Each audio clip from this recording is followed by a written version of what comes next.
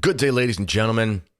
Well, remember a while ago when they told us that there would be only super spontaneous, non-ritualized, off-the-cuff, out of the goodness of your heart, blessings of the same-sex couples, which the sophists and Pharisees of our day tell us are not same-sex unions. Remember that? Well, that was obviously a lie because it came from the modern Vatican. And that's what they do at the Vatican, is they lie to us, sadly. May God destroy the enemies of the church who are within the church, by the way. And for those of you who think that I am going too far by saying that the enemies of the church are in the church and ought to be destroyed, when I'm done the first part of this episode, I promise I'm going to bring receipts and I'm going to show you why the first pope to be canonized in 500 years, back when canonizations actually meant something, spoke with those exact same words, and I'll show you the evidence of that. He spoke about the enemies of the church as being within and compared them basically to serial murderers. So, anyway, at the Vatican, they are rehearsing, which means there is forethought, which means they're planning for it, which means there's a ritual aspect to it. They're rehearsing for these so-called blessings. We're going to show a story from Italy in just a moment, but I first want to tell you about 3 places where you will never be at risk of such abominable behavior from a priest. The first is a trip to Italy this November by Catholic Heritage Pilgrimages, and I will be on this tour with the wonderful Father Albert Callio, traditional Dominican haircut and all, amazing scholar and theologian of Catholicism. He'll be saying daily mass for us. I'll be giving talks and so on and so forth. And let's just take a quick look at the promotional video. All the trouble in Rome, it is easy to forget about one unshakable fact. Our church is the Roman Catholic Church, and Rome is the Eternal City. What a perfect time to go on a pilgrimage to the Eternal City and the other monumental sites of Catholic heritage in beautiful Italy. Join Father Albert Callio and me this November as we tour through the shrines of Italy and the Amalfi Coast as we attend daily mass in the Old Rite in the footsteps of St. Peter and St. Francis. Click the link in the description to register for this once-in-a-lifetime pilgrimage to discover the heart of the Catholic faith in the heart of the old Roman Empire. Check out the link in the description for that trip, once-in-a-lifetime opportunity guided by a very faithful guide who knows your sensibilities as a traditional Catholic. Going to be a bunch of rad trads spending time in Italy, maybe drinking some wine, maybe talking about the good Archbishop Lefebvre, all those sorts of things, eating delicious food, most importantly, though, walking in the footsteps of the great saints of Italian history, including our first pope. Another place where you're not going to find any fiducia supplicans is the Canadian Martyrs Men's Conference. My friends, we just had an update yesterday on how many tickets have been sold, and we are way ahead of where we were last year at this time, so you better get your tickets while you can. It's going to be an amazing day. We have people coming from all over North America. We looked at some of the postal codes of some of the folks who've signed up. We're talking like Deep South, Midwest, Western United States, East Coast, all over Canada. It's going to be an incredible, incredible day. Father Michel Rion is the keynote speaker. Father Stanis is giving a talk. I'm giving a talk. Tim Flanders is giving a talk. And the night before, there's almost 80 men already signed up for the evening social. We've got a Legion, like a local Legion rented out. We're going to have a big, vegetarian Friday, meatless buffet, and lots of friendship and awesomeness.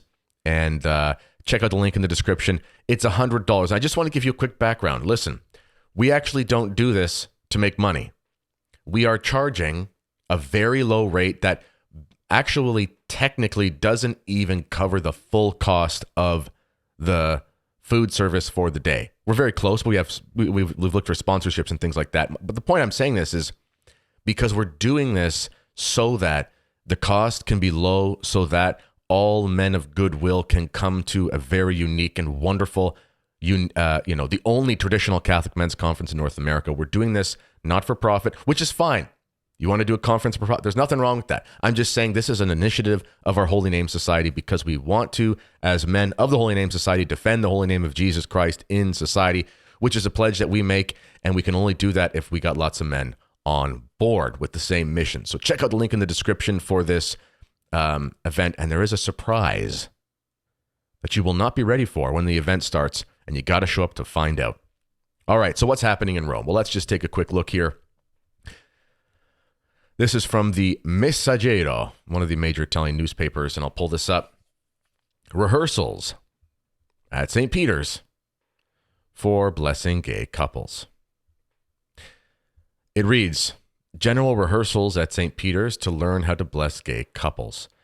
The priest placed in front of the applicant will have to recite a blessing phrase in a low voice, naturally brief so as not to exceed the time limit suggested by the prefect of the dicastery of the faith, while tracing a small cross on the forehead of the faithful with his finger. To the first priest on Sunday morning in the meeting room of the chapter of the Basilica, it was suggested how to face the new pastoral path. The gesture, symbolic and simple at the same time. Oh, isn't that wonderful? It's symbolic and simple. Will have to be very fast, always to stay within the strict term of 15 seconds. Ladies and gentlemen, don't worry. It's only going to be 15 seconds. So this is not a big deal, okay? You were worried it was going to be a big deal. And you're saying to yourself, hold on, how long does it take for a priest to bless someone? Benedictio omnipotentis, something, ranat super vos, et spiritu, whatever. I mean, it only takes like 7 seconds anyway. 7 seconds anyway.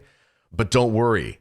The Vatican is here to make sure that these blessings will only be maximum twice as long as a regular blessing because they're so worried about making sure that they don't mess with the Catholic faith. It continues.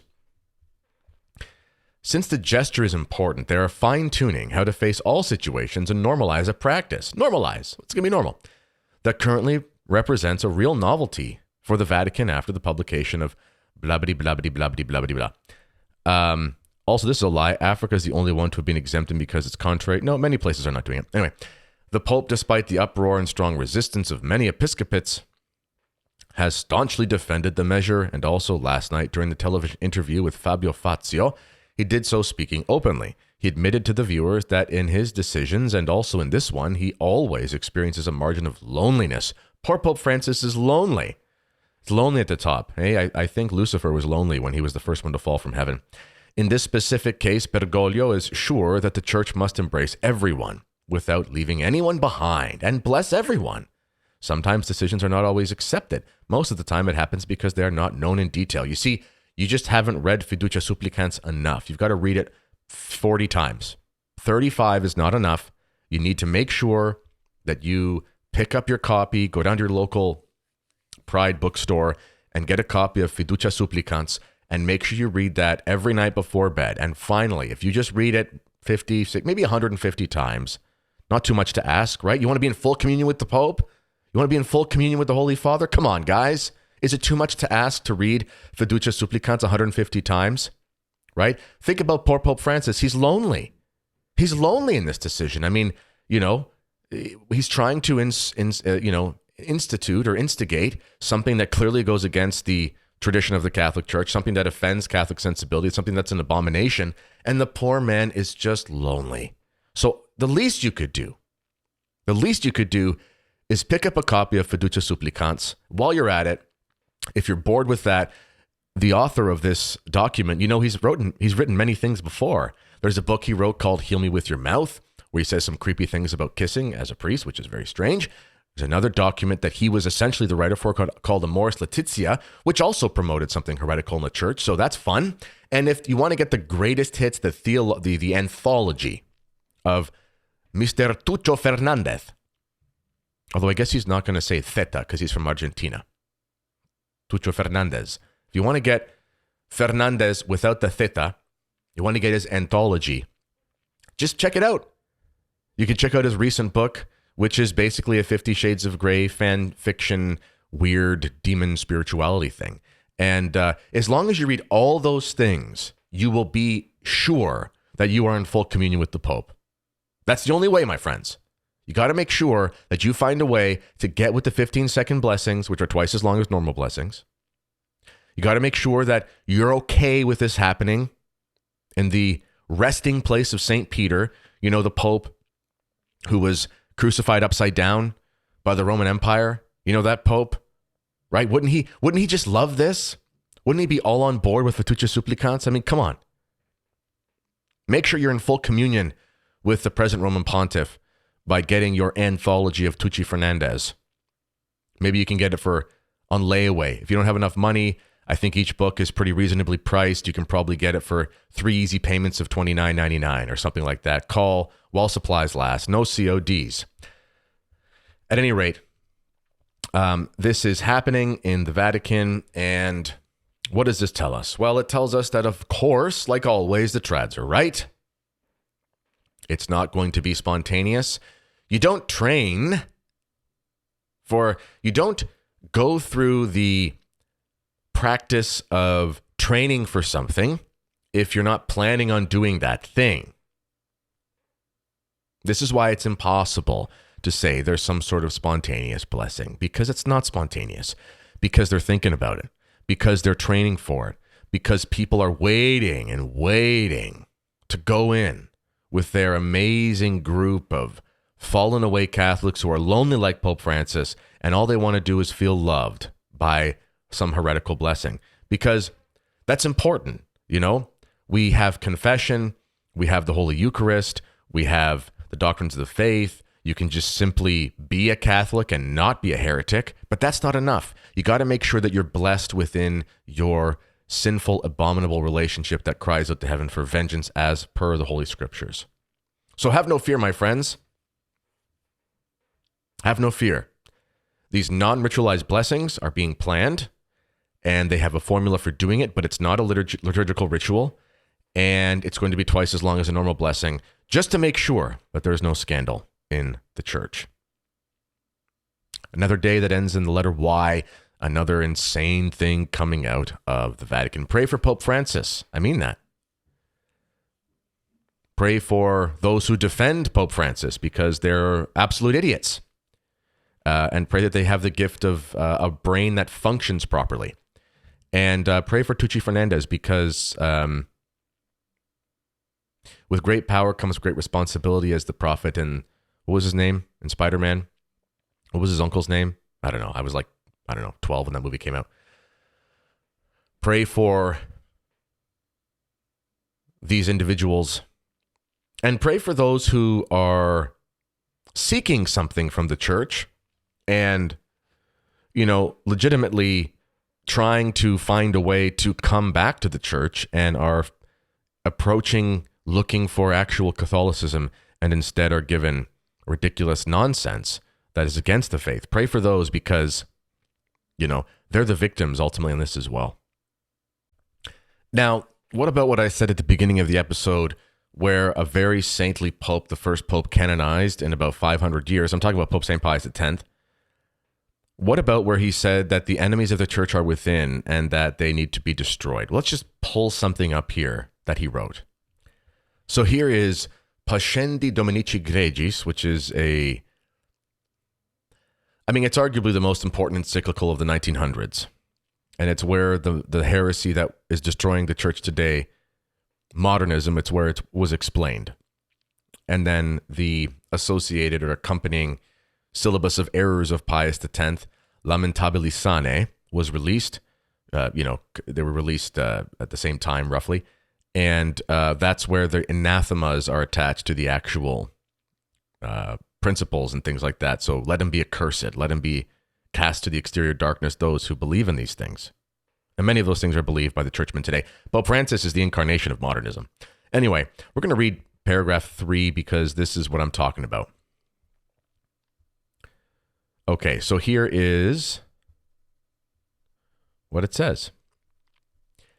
Talking about the modernists, though they express astonishment themselves, no one can justly be surprised that we number such men among the enemies of the church, if, leaving out of consideration the internal disposition of soul, of which God alone is the judge, he is acquainted with their tenets, their manner of speech, their conduct. nor indeed will he err in accounting them the most pernicious of all the adversaries of the church. So the worst enemies possible. For as we have said, they put their designs for her ruin into operation not from within or without, but from within. Hence the danger is present almost in the very veins and heart of the church, whose injury is the more certain, the more intimate is their knowledge of her. Moreover, they lay the axe not to the branches and shoots, but to the very root, that is, to the faith and its deepest fires. And having struck at this root of immortality, they proceed to disseminate poison through the whole tree, so that there is no part of Catholic truth from which they hold their hand, none that they do not strive to corrupt. Further, none is more skillful, none more astute than they, in the employment of 1,000 noxious arts.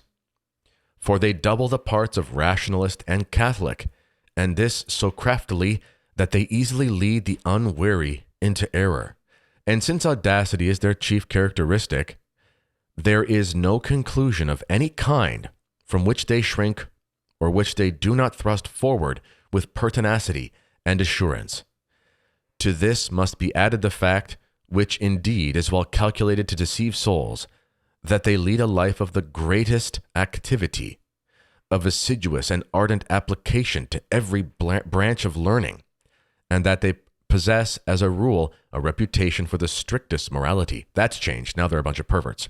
Finally, and this almost destroys all hope of cure, their very doctrines have given such a bent to their minds that they disdain all authority and brook no restraint, and relying upon a false conscience,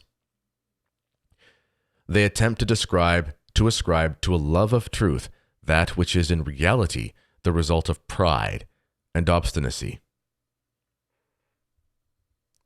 This is what Pope St. Pius X had to say about the modernists.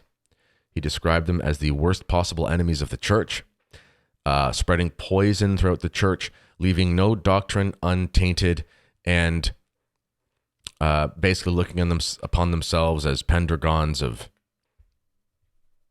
a new understanding of salvation, changing the doctrines and so on and so forth.